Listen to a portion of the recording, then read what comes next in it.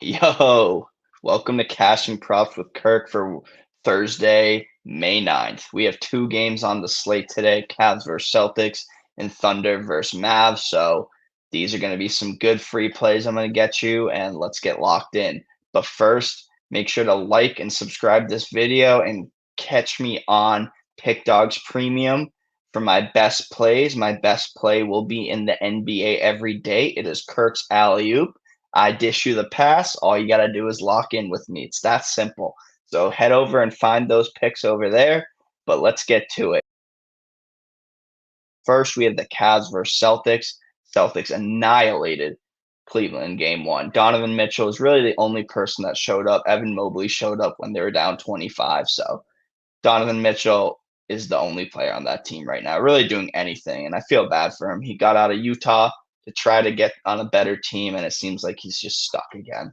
So, anyways, getting to it, my best free player prop is going to be Jason Tatum under 27.5 points at minus 122.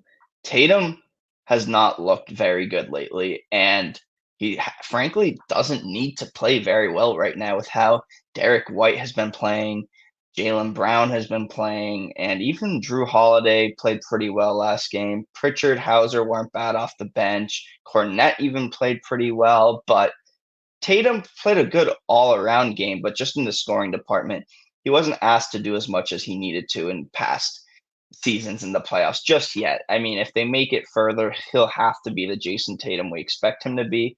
But right now, he doesn't need to do that, and he's not really overexerting himself right now. So I'd like Tatum to go under 27.5 here, as there's just too many mouths to feed in Boston right now that are on fire, considering Jaylen Brown and Derek White are both going nuts right now, which actually brings me into my second player prop of the day, which I like to call the stat leader part of the day.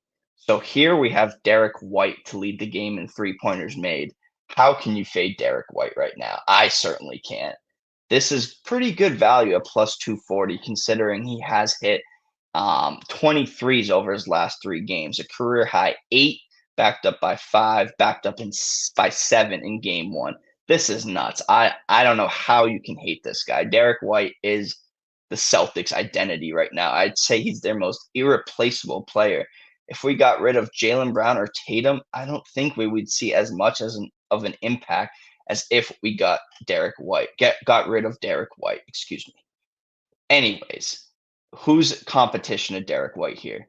Tatum if he gets hot, Brown if he gets hot, Hauser, Pritchard.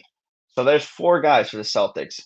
For the Cavs, we have Mitchell, who could easily lead the game in threes. We also have Garland, Strus, and even a Coro hit like 3 last game. But it was nowhere near White's 7. So take the hot hand in Derek White while it's here. This is still tremendous value. You can't price a stat leader at like even or anything unless it's like Jalen Brunson to lead the game in points, which obviously he's like minus 600 for. But who doesn't love backing Derek White to hit threes? I love it. So let's take him at this price. My three-leg parlay is going to include both games for the night. Honestly, I think the Thunder will play the Wolves in the Western Conference Finals after watching game one. I think they're both teams that are here that we thought weren't here yet this year. So in terms of that, let's get into my free prop of the day for that game. I'm going to go with Luka Doncic under 30.5 points at minus 102. I know what you're thinking. Luka's going to bounce back and he's going to go ballistic, go for 40. But I don't really see it like that. If you watch any of the game, they had Lou Dort on him the whole length of the court, really. I don't remember a time when Luka was able to breathe. And he just also looks kind of hobbled. He did not look great when he did have open shots. Seemed to be forcing some things and he was getting frustrated. I don't expect this to get easier for him. Off the bench, they brought in Casson Wallace, Aaron Wiggins. They were also giving Luka trouble. So I think something needs to change here, but I don't see what else can change here for him to go off for 30 without shooting the ball like 30 times. So I think that Luka will have to rely more on his teammates here. So I'm taking Luka under 30.5 points at minus 102, which leads me into my stat leader of the game for this game. Here, I love this price. I'm taking Kyrie to lead the game in points at plus 550. There's Luca and then there's Kyrie. Kyrie showed some flashes, and I think Kyrie realizes that he needs to step up if they want to have a chance in this series. He I think the Mavericks go as far as Kyrie goes, honestly, not Luca, Kyrie. And this is a Kyrie 40 piece written all over it.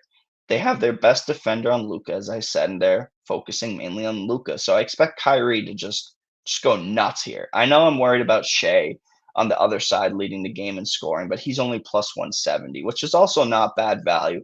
But here I'm going for the big value play at plus 515, backing Kyrie to lead the game in scoring. So there we have that.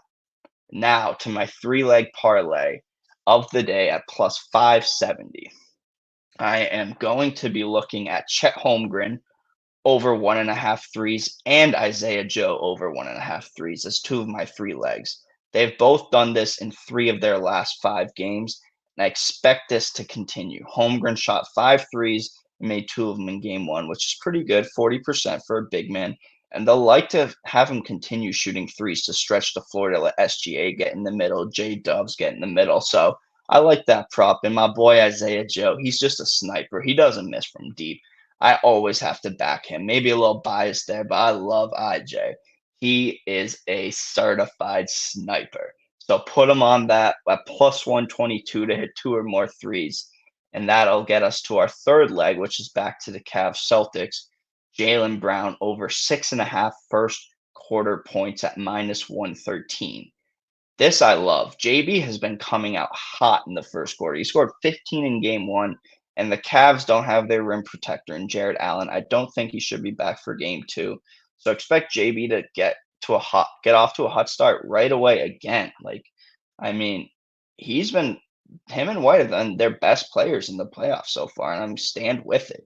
And with the way he's scoring, just back him. I just like JB in this spot a lot. So my three legs are Chet and Isaiah Joe over 1.5 threes and JB over 6.5 first quarter points for a parlay of plus 570. So those are my plays for the day, and I'm hyped. This should be a good one. I see a lot of value in these plays. I hope the games themselves are better game twos than what we saw in game one. I don't think Cavs versus Celtics will be a good game personally, but I hope the Mavs figure out something to make this more entertaining and don't go down to Dallas 2-0. As I said, this is just a new series and I'm along the ride with all of you. So if you have any suggestions or anything, just drop it in the comments, drop your favorite plays in the comments, and make sure to catch Kirk's alley-oop over on Pick Dawgz Premium, and let's cash in together as I love two plays in these games for Thursday. One play in each, and you should be able to find that package over there. So have a good day betting, y'all, and I'll see you tomorrow. Let's go.